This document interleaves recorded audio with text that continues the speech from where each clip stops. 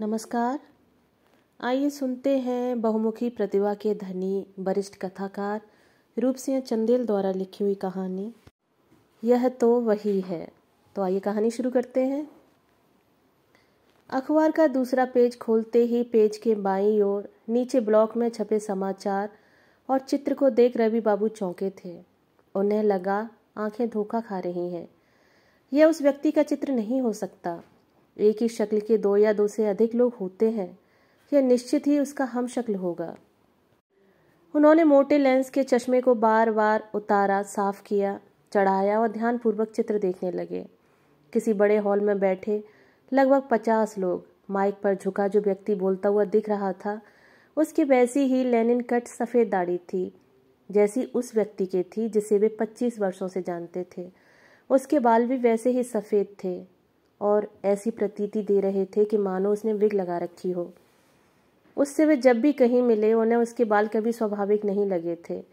उन्हें सदैव यही लगा कि वह निश्चित ही गंजा होगा, जिसकी असलियत उसकी पत्नी और बच्चे ही जानते होंगे। संभव है वह सोते समय भी विग लगाकर सोता हो, लेकिन दाढ़ी को लेकर वे असमंजस में थे। वे सोचते संभव है वह दाढ़ी भी नकली चिपका लेता हो, अपने को भीड़ से अलग दिखलाने के लिए। एक बार उसकी पत्नी सुलोचना ने उनसे कहा था, रवि बाबू, शिव के दाढ़ी बाल से कोई भी उसकी ओर आकर्षित हुआ बिना नहीं रह सकता। कुछ देर तक मंद मुस्कुराने के बाद वे बोले थे, शिव के साथ आपके विवाह का रहस्य आज। लेकिन कुछ सोचकर वे चुप रह गए थे। लेकिन सुलोचना चुप न रही थी। प्रफुल्लित स्वर में बोली थी, रवि बाबू, उस दिन 20 दिसंबर का दिन था। कमानी ऑडिटोरियम में बिरजू महाराज का कार्यक्रम था। मैं अपनी सहेली विनीता, जिसे हम विनी कहते हैं, उसे आप जानते हैं, के साथ ही थी। हम कमानी के गेट के पास फुटपाथ पर थे कि सामने से शिव आता दिखा था। पैंट पर काला ओवरकोट, सामने चेहरे पर दूर से ही चमकती दाढ़ी और सिर पर बालों का टोकरा, सफ़ेद बिल्कुल भूहा जैसे बाल, कंधे पर लटकता थैला। आप समझ सकते हैं कि 7वें-8वें दशक में कैसे थैले लटकाकर चलने का फैशन था युवाओं में। मैं तो अपलक देखती रह गई थी उसे। कद नाटा, लेकिन मुझे लगा था, आप हंसेंगे नहीं रवि बाबू। उसने उनके चेहरे पर नजरें गड़ा दी थीं। सच में वह मुझे लेनिन जैसा लगा था।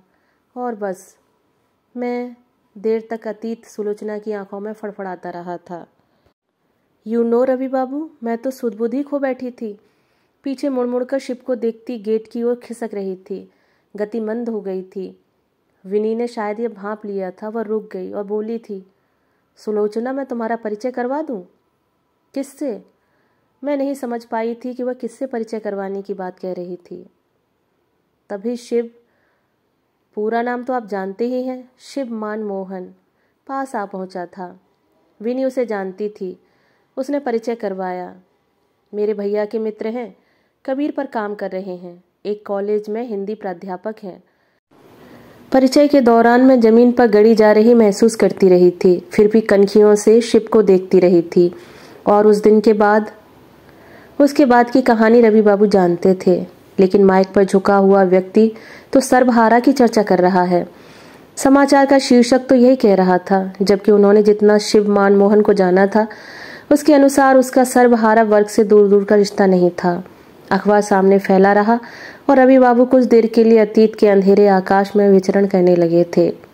हिमालय की पहाड़ियों पर बैठी, अपने अस्त्र शस्त्र तैयार करने में व्यस्त, शीतलहर के दिल्ली की ओर प्रस्थान करने में अभी कुछ समय था। वह 1970 नवंबर का एक दिन था।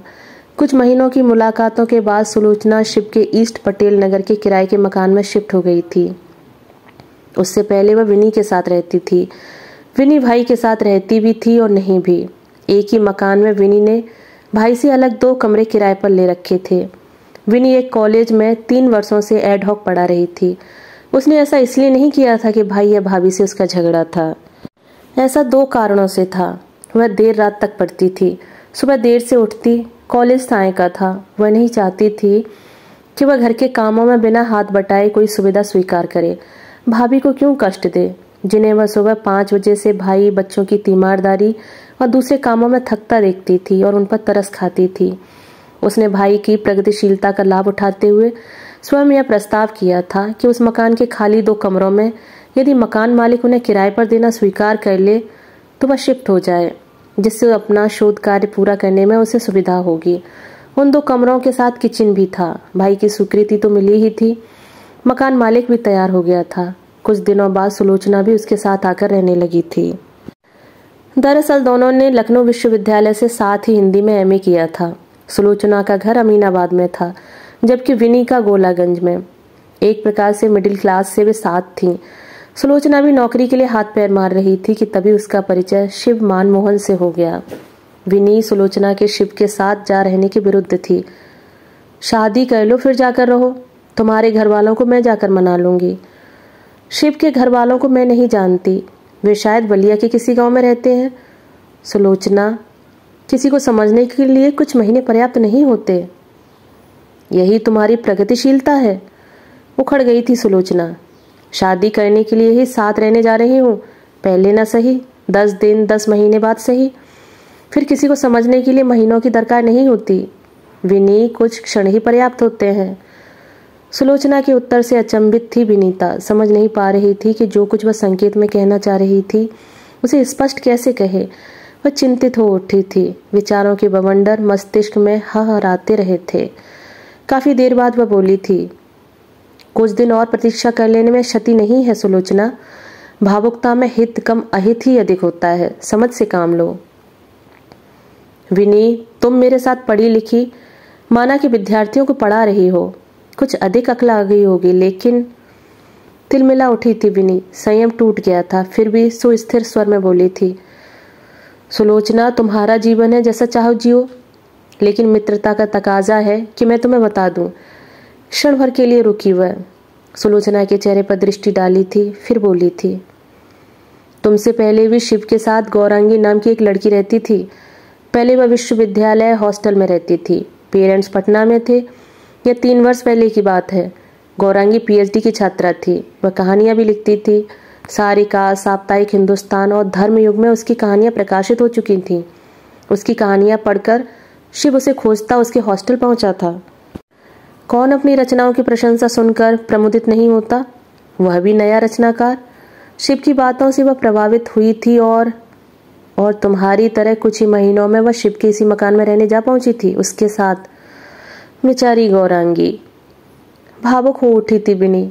लंबी आह भरकर बोली थी, उसका भाई तब दूर कॉलेज में पढ़ता था, आज वह भी शोध कर रहा है। उसने माता पिता को बुला लिया था, बड़ा हंगामा हुआ था। गौरांगी को वे समझा नहीं पाए थे। लौट गए थे वे पटना, हताश निराश। और 1 वर्ष शिव मानमोहन के साथ रहने के बाद हॉस्टल लौट आई थी गौरांगी। मित्रों में खुसफुसाहट थी उसके लौटने पर। शायद झगड़ा, मनमुटाव जूठा कर परे खिसका दिया जैसे डायलॉग हवा में तैरने लगे थे। लेकिन हर कुछ चर्चा पर गौरांगी ने विराम लगाते हुए मित्रों से कहा था, शिव को 2 माह के लिए बाहर जाना है, मैं स्वेच्छा से यहाँ आई हूँ। उसके बिना वहाँ अकेली रहना नहीं चाहती थी। और यह बताते हुए न वह दुखी थी न भावुक, बिल्कुल तटस्थ थी वह। शिव कहीं गया भी था, लेकिन 15 दिन बाद लौट भी आया था, परंतु वह गौरांगी से मिलने नहीं आया था, न ही वह विश्वविद्यालय की ओर आया। गौरांगी के किसी मित्र ने उसे कनॉट प्लेस में देखा। गौरांगी को विश्वास नहीं हुआ। वह उसके निवास पर गई। वह मिला और उसने उसे आश्वस्त किया कि उसे मकान बदलना है। अच्छा मकान किराए पर लेकर वह शीघ्र ही गौरांगी को साथ ले आएगा और वे किसी मंदिर में शादी कर लेंगे। लेकिन उसका मकान बदलना टलता रहा और गौरांगी की परेशानी बढ़ती गई थी। और एक दिन हॉस्टल के कमरे के पंखे से लटककर उसने आत्महत्या कर ली थी। उसने जो सुसाइड नोट छोड़ा था उसमें लिखा था, अपनी आत्महत्या के लिए मैं स्वयं जिम्मेदार हूँ। शिव कुछ दिनों तक तो परेशान रहा था। पुलिस उससे बार बार पूछताछ करती रही थी, लेकिन किसी प्रमाण के अभाव में वह बच गया था। पोस्टमार्टम रिपोर्ट में गौरांगी के गर्भवती होने की पुष्टि हुई थी। 5 माह का गर्भ था उसे। बात समाप्त कर विनी ने प्रश्नात्मक भाव से सुलोचना की ओर देखा था। शिव ने यह सब बता दिया है, ठंडे स्वर में सुलोचना बोली थी। विनी, मैं गौरांगी नहीं हूँ। उसने यदि मेरे साथ विश्वासघात किया तो मैं नहीं, वही आत्महत्या करेगा। विनी ने मौन धारण करना ही उचित समझा था और उसी शाम सुलोचना शिव मानमोहन के साथ रहने चली गई थी। लेकिन जैसा कि सुलोचना ने कहा था, वह गौरांगी की भांति कमजोर नहीं थी। शिव को उससे विवाह करना पड़ा था और शिव भी जानता था कि उसने कोई गलत निर्णय नहीं किया था। शिव के साथ जाने से पूर्व भी सुलोचना को गृह मंत्रालय में असिस्टेंट के पद के लिए चयन पत्र मिल चुका था। उसके लिए दोहरी खुशी थी। शिव के साथ विवाह के निर्णय पर घर वालों ने विरोध किया था। 20 वर्षों तक उनसे संबंध नहीं रहे थे। इस दौरान मां की मृत्यु हुई थी। सुलोचना नौकरी में और दोनों बेटों के पालन पोषण में व्यस्त रही थी। 20 वर्षों बाद उसके दोनों छोटे भाई उससे मिलने दिल्ली आए थे। तब वह पटेल नगर के बजाय वैशाली अपने मकान में पहुंच चुकी थी। लखनऊ से तार पुनः जुड़ गए थे। शिव के साथ वह पिता से मिल आई थी और उसने रवि बाबू को बताया था कि शिव से मिलकर उसके पिता प्रसन्न हुए थे। 1 सप्ताह दोनों बच्चों के साथ वहां रहे थे। अगले 15 वर्षों में सुलोचना के पिता की आर्थिक स्थिति खराब होती गई थी। दोनों भाई बेकार थे। उनकी शादी न कर पाने की चिंता थी पिता को। बेकार और फ्रस्ट्रेटेड भाई प्राय पिता से झगड़ते रहते थे। पिता की आय का स्रोत उत्तर प्रदेश खाद्य निगम से निदेशक के रूप में अवकाश पाने के बाद मिलने वाली पेंशन थी और था किरायादारों से मिलने वाला पैसा जो ना के बराबर था। घर में कलह का वातावरण था। शिव और सुलोचना बच्चों की जिम्मेदारियों से मुक्त हो चुके थे। दोनों बेटे बंगलौर में इंजीनियर थे। दोनों की अपनी नौकरी थी। संपन्नता उनके आगे पीछे घूमती थी। अचानक पिता बीमार हो गए थे। उनके करुण पत्र से अभिभूत सुलोचना शिव के साथ लखनऊ गई थी और दोनों पूरे 3.5 महीने वहां रहे थे। 9 मार्च से 23 जून तक। मुक्त हस्त हो शिव ने ससुर की सेवा में पैसा खर्च किया था। प्रसन्न थे सुलोचना के पिता प्रताप नारायण, और वे सुलोचना और शिव से इतना प्रसन्न हुए थे कि हवेली नुमा मकान उन्होंने अपने बाद केवल देखभाल करने के लिए सुलोचना के नाम कर दिया था। भाइयों को पता चला तो गृह कलह ने रौद्र रूप ले लिया। दिन भर युद्ध की सी स्थिति रहने लगी थी। शिव और सुलोचना पिता की ओर से मोर्चा संभाले रहते थे, लेकिन पिता मोर्चा हारते जा रहे थे। वो और अधिक बीमार होते गए थे। शिव और सुलोचना 24 को दिल्ली लौटे और 25 को उन्हें प्रताप नारायण की मृत्यु का समाचार मिला था। उसी रात दोनों लखनऊ के लिए रवाना हुए। क्रियाकर्म काल में दोनों भाइयों के साथ सुलोचना का मोर्चा खुला रहा था। जो कुछ हो रहा था वह किराएदारों के लिए अनुकूल था। उनके अपने हिस्से पक्के थे। निकाले भी गए तो कुछ लेकर ही जाएंगे, यह सभी ने तय कर लिया था। प्रताप नारायण के क्रियाकर्म के लिए ठहरने के दौरान शिव ने लखनऊ के एक बिल्डर से 1 करोड़ में मकान का सौदा कर लिया था, लेकिन सुलोचना को बताया नहीं था। दोनों दिल्ली पहुंचे ही थे कि सप्ताह बीतते न बीतते सुलोचना को सूचना मिली कि छोटे भाई ने आत्महत्या कर ली है। यह सब क्या हो रहा है शिव? सुलोचना ने शिवमान मोहन से पूछा था। उनका प्रारब्ध तुम कर ही क्या सकती हो? हमें जाना चाहिए, आखिर वह मेरा छोटा भाई था। देर तक चुप रहने और सुलोचना के चेहरे पर नजरें गड़ाए रहने के बाद शिव बोला था, फिर सोचना क्या? कुछ देर के बाद उपयुक्त अवसर पा वह फिर बोला, सुलोचना बताना भूल गया था, अन्यथा न लेना। एक बिल्डर से बात हुई थी, उसने मकान देखा था। कल उसका फोन आया था, खरीदना चाहता है। शायद शॉपिंग कॉम्प्लेक्स बनाना चाहता है, जल्द ही रजिस्ट्री करवाना चाहता है। हम चल तो रहे ही हैं, तुम चाहो तो। शिव, पिताजी ने मकान मेरे नाम इसलिए नहीं किया था कि हम उसे बेच दें। बेच तो वो भी सकते थे। शिव चुप रहा था। ऐसे अवसरों पर वह चुप ही रहता था। गौरव चला गया, बेवकूफ था। आत्महत्या करने की क्या आवश्यकता थी? लेकिन रघु है अभी, मकान में उसे दे दूंगी, उसका विवाह करूंगी, वही तो बचा है। फूट फूट कर रोने लगी थी सुलोचना। मकान रघु को देने और उसका विवाह करने की सुलोचना की बात से हिल उठा था शिव।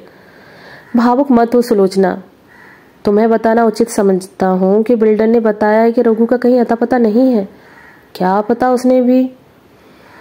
चीख उठी थी सुलोचना और देर तक शिवमान मोहन के चेहरे की ओर टुकुर टुकुर देखती रही थी। अचानक उसके सामने विनीता का चेहरा घूम गया था, लेकिन कुछ बोल नहीं पाई थी।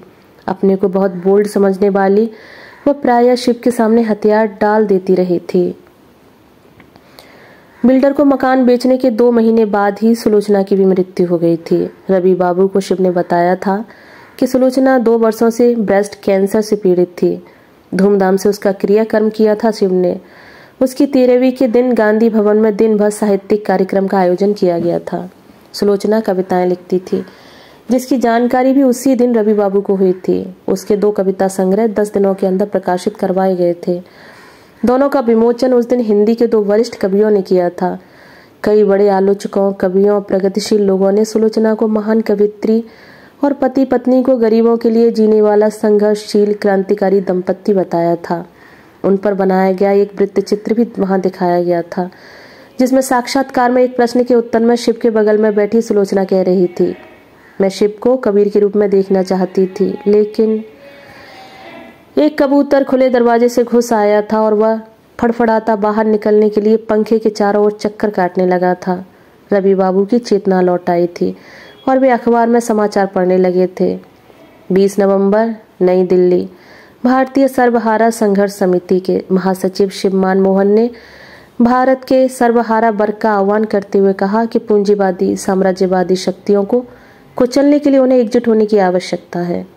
पूंजीवादी शक्तियां उदारीकरण के नाम पर।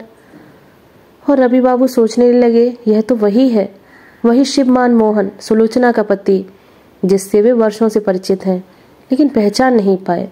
शायद इसलिए कि उनकी आंखों पर बड़े फ्रेम का मोटे लेंस वाला चश्मा चढ़ा हुआ था। कैसी काया पलट है यह, उन्होंने सोचा था। रवि बाबू का मन कसैला हो उठा। उन्होंने अखबार उठाकर एक ओर फेंक दिया और सोचने लगे कि इस देश में आज ऐसे छद्मवेशी ही सब प्रकार से सफल है। उन्होंने दीर्घ निश्वास ली और आंखें बंद कर ली। उन्हें एक दैत्याकार आकृति उभरती हुई प्रतीत हुई। वे उसे पहचानने का प्रयत्न करने लगे। वह शिवमान मोहन की थी, नहीं किसी अंडरवर्ल्ड डॉन की, किसी राजनेता की, बुश की, ब्लेयर की। और तभी उन्हें लगा कि उसमें वे सभी समाहित थे। आकृति फैलती जा रही थी। सुलोचना के पिता, भाई, गौरांगी, गुजरात, बिहार, मऊ, इराक और दोस्तों, अभी आप सुन रहे थे रूप सिंह चंदेल द्वारा लिखी हुई कहानी यह तो वही है। कहानी सुनने के लिए धन्यवाद।